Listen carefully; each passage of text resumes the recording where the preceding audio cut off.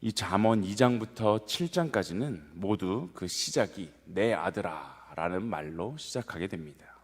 아버지가 아들에게 교훈하는 형식으로 말을 하고 있는데, 이 교훈에서 가장 큰 비중을 차지하는 주제는 바로 간음죄에 관한 내용입니다.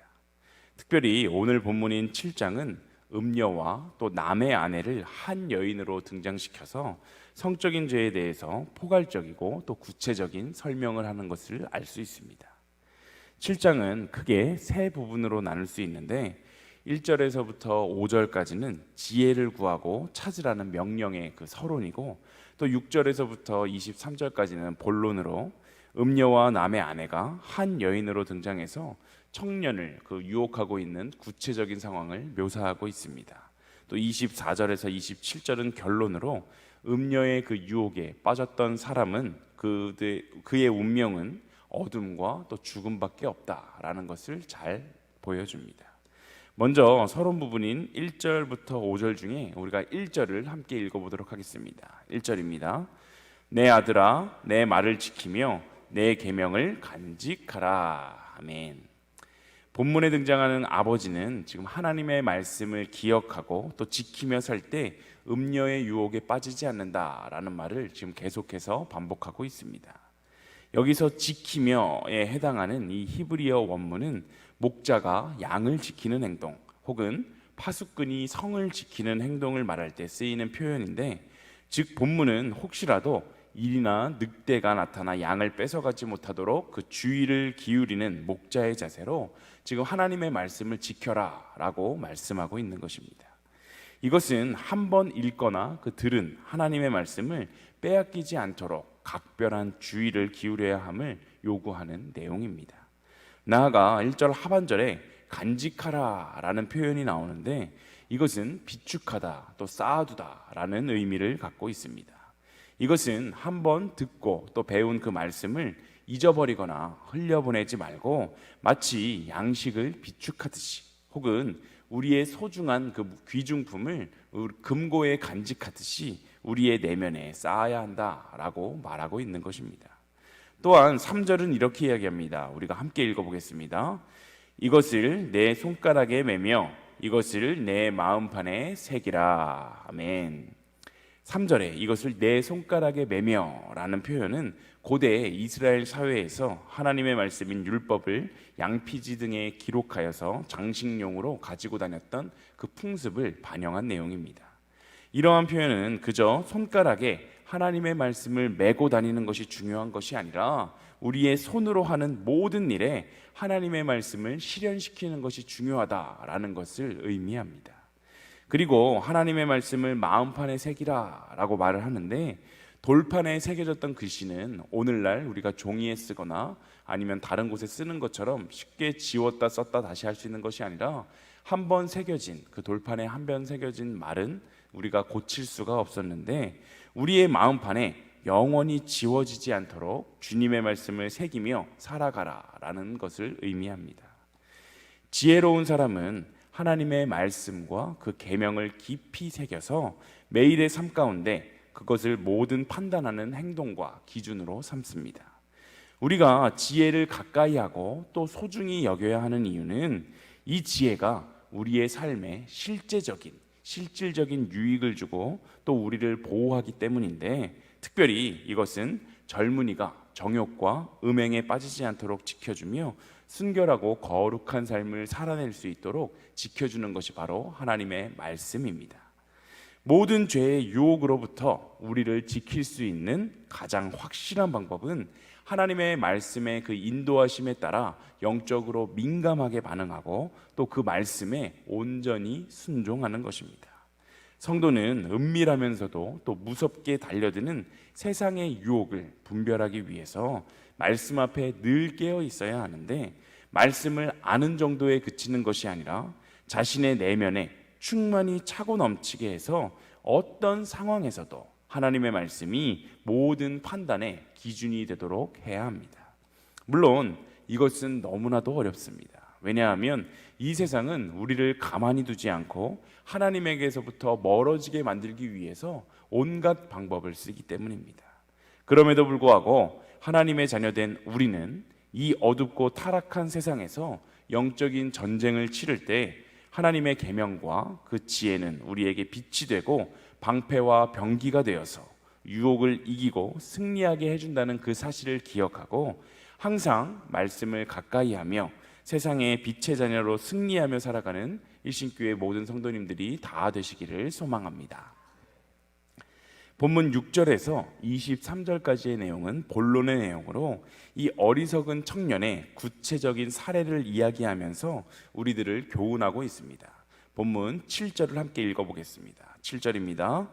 어리석은 자 중에 젊은이 가운데에 한 지혜 없는 자를 보았노라. 아멘.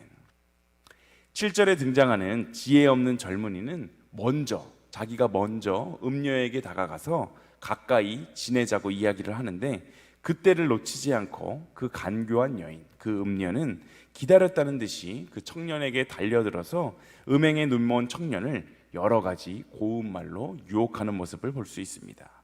이미 음욕에 사로잡혔던 그 청년은 그 여인의 꾀임에 너무나도 쉽게 넘어가서 영과 육체를 완전히 멸망시키는 파멸의 길로 들어서게 되었는데, 22절에 보면 젊은이가 그를 따랐을 때 이미 그는 도살장으로 끌려가는 소와 같기에 그의 마지막에는 결국 파멸과 멸망밖에 없음을 잘 보여줍니다.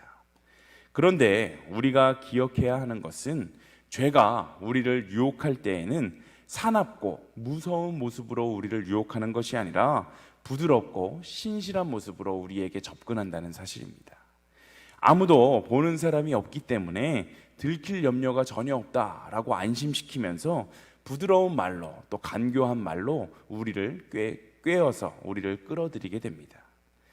우리 모두는 예수님께서 우리와 함께 계신다는 것을 믿는다고 말하며 또 성경에 대해서도 알고 또 천국을 믿는 자들입니다.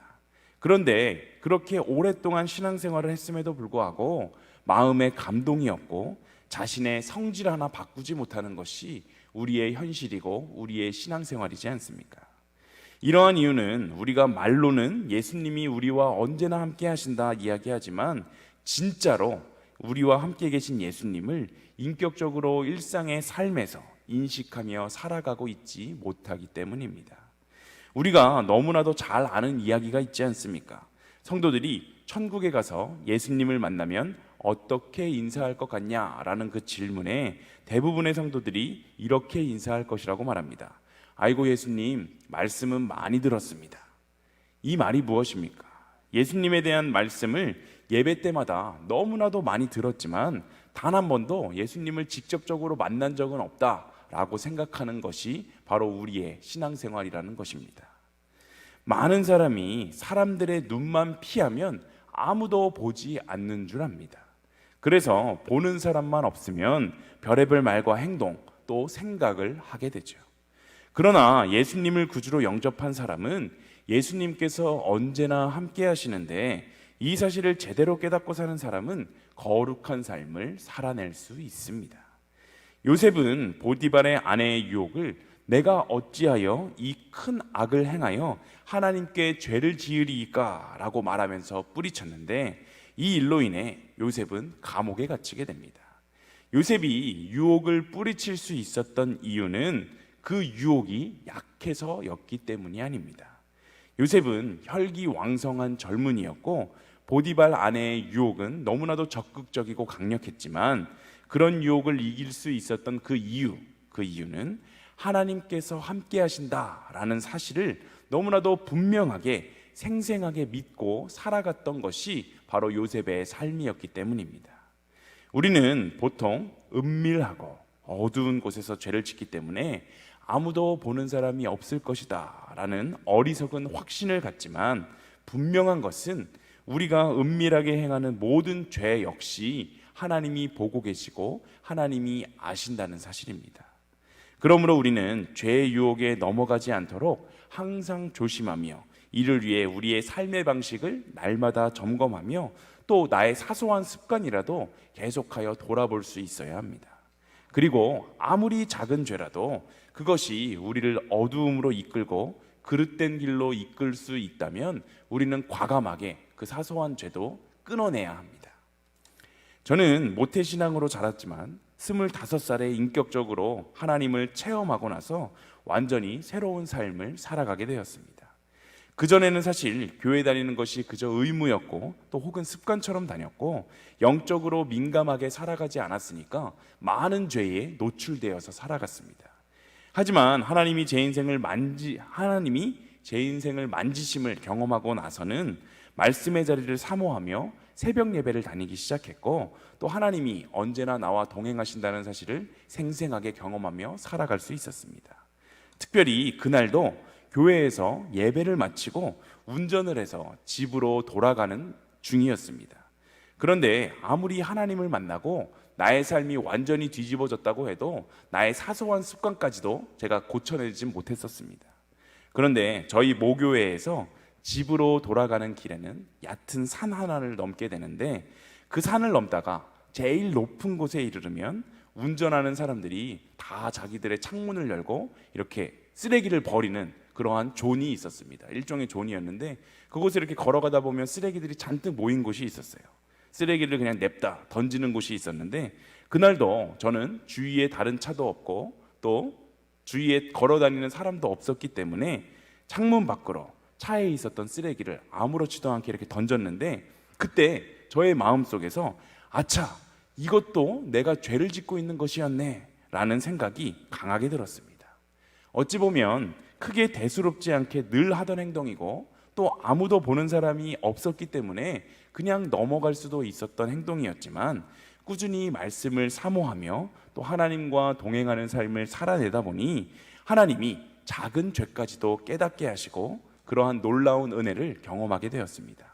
그래서 그날 저는 즉시 차를 세우고 쓰레기를 버린 곳까지 뛰어가서 제가 버린 쓰레기를 도로 주워왔고 그 후에는 같은 죄를 다시는 반복하여 짓지 않게 되었습니다.